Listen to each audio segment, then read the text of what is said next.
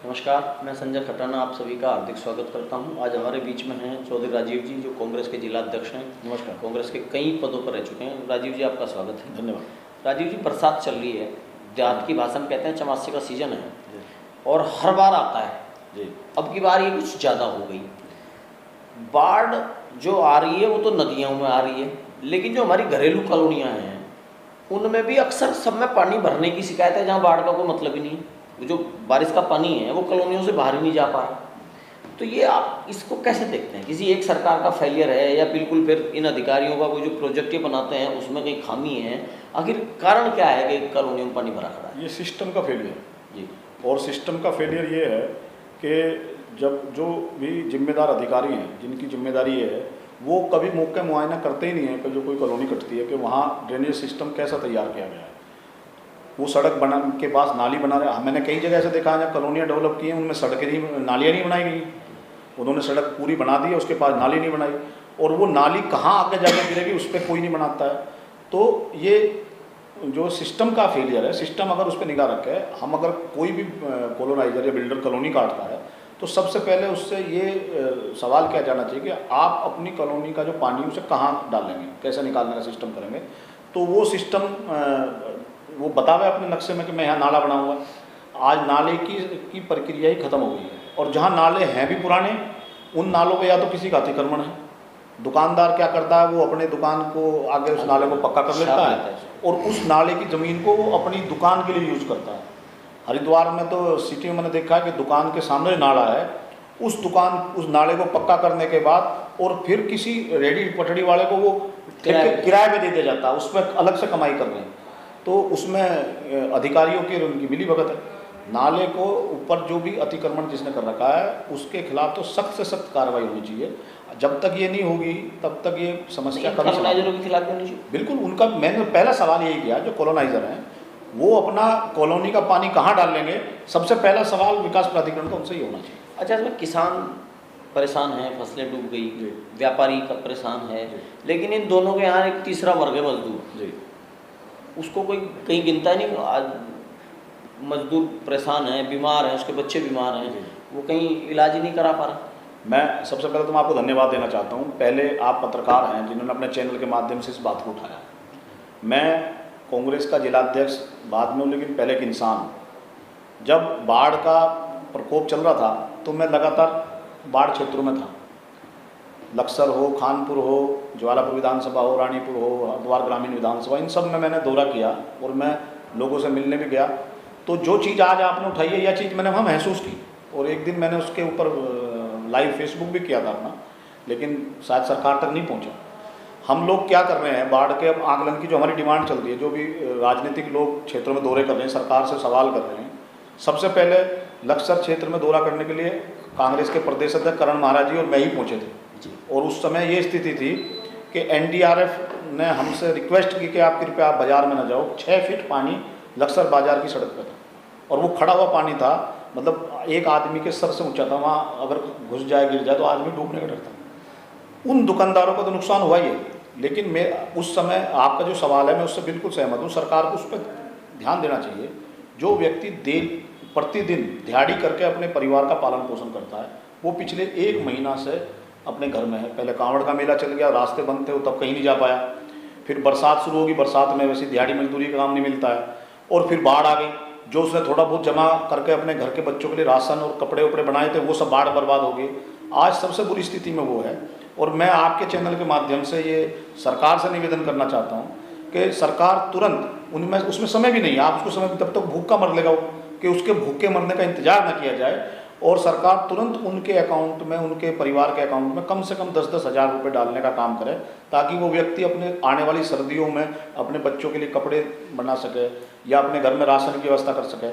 और अभी जो मुझे डर है सबसे ज़्यादा, डेंगू, मलेरिया, डायरिया ऐसी बीमारी फैलेंगी, क्योंकि खतरनाक वायरस जो है पानी के अंदर पनप रहा है, तो वो अपना इलाज करा सके।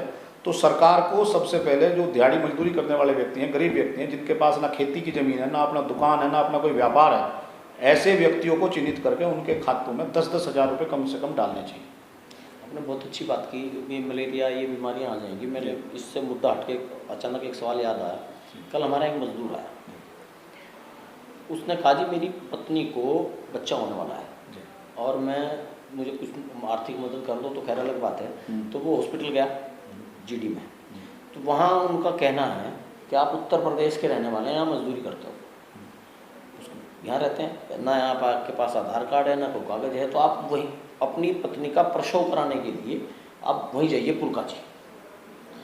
जबकि 90% जो योजनाएं हैं मेडिकल की, उनमें 90% पैसा भारत सरकार का होता है, राज्य सरकार का होता ही नहीं। भारत सरकार। तो ऐसे अधिकारी रहेंगे और इस तरह की बातें होंगी और विपक्ष चुप रहेगा।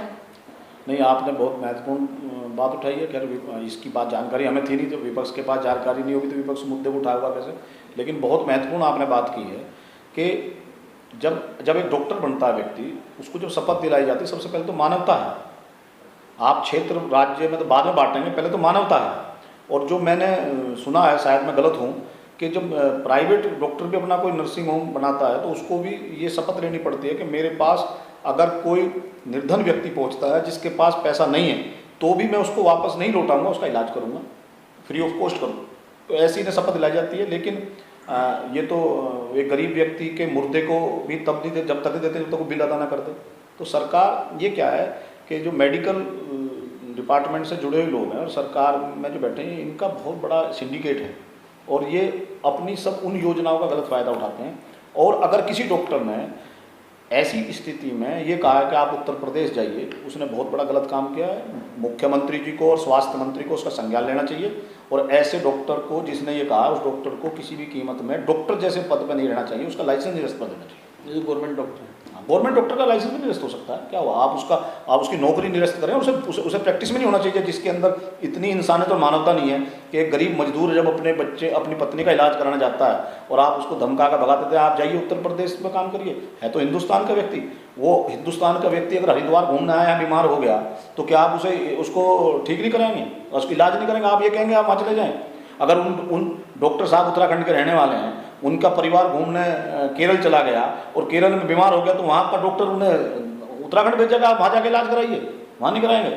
इससे बड़ी तो गलत बात कोई हो ही नहीं सकती है।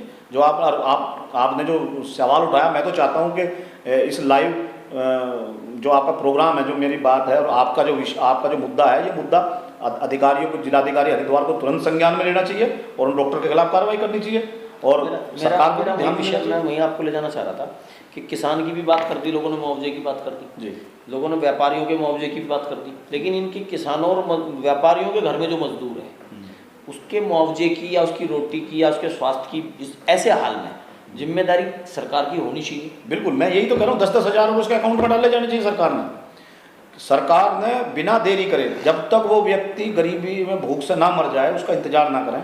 उसको अगर मरने से बचाना है, उसको अगर बीमारी से मरने से बचाना है, उसके परिवार को बचाना है, तो सरकार को तुरंत 10-10 हज़ार रुपये की सहायता उस व्यक्ति को देनी चाहिए, उसके अकाउंट में डालें या उसको डायरेक्टली उसके पास पहुँचावें।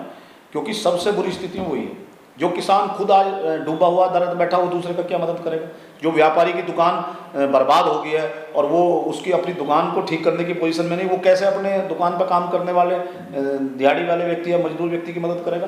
तो सरकार को उनका लेना चाहिए। और आप बधाई के पात्र हैं कि आपने ये विषय चुना है और मैं निवेदन करना चाहता हूँ आपके इसका इंटरव्यू के माध्यम से कि मुख्यमंत्री जी को तुरंत इसका संज्ञान लेना चाहिए। और जो लोग दिहाड़ी मजदूरी कर रहे हैं, जो डेली बेसिस का काम कर रहे हैं, जिनके पास कोई और साधन नहीं है जीविका चलाने का, सरकार को इस बाढ़ की स्थिति में, इस महामारी की स्थिति में, ऐसी आपदा की स्थिति में तुरंत उनको 10-10 हज़ार रुपये की सहायता उनके परिवार की करनी चाहिए। चलिए, आप राजीव चौधरी जी को सुन रहे थे, उन्होंने कहा कि किसान परेशान हैं, व्यापारी परेशान हैं और वो अपने मजदूर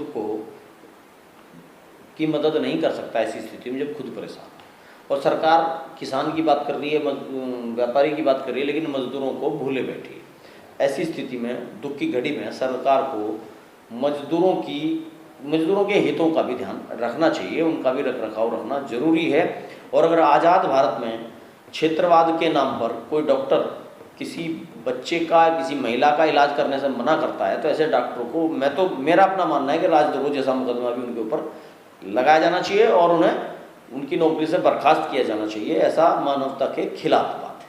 चलिए, आपको ये वीडियो कैसी लगी, आप इस पर अपनी राय जरूर दें और इसको शेयर करें। और हमारा चैनल अगर आपने सब्सक्राइब नहीं किया तो उसे भी जरूर करें। धन्यवाद।